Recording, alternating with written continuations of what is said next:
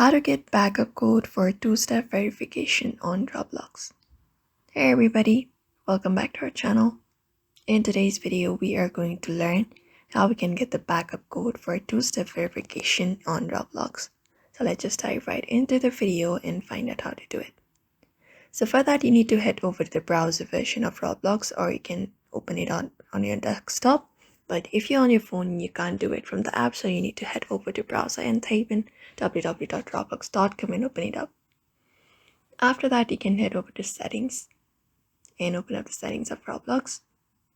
Once you are there, from this menu, you need to go to the security option, and this leads to you, that gives you option for two-step verification. So if you want backup codes, you need to look for this option called hidden security keys.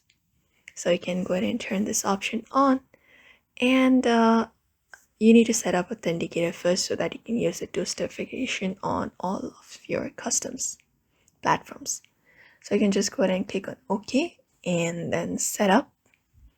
So from here, you can go ahead and scan the QR codes, enter the 6-digit code and all.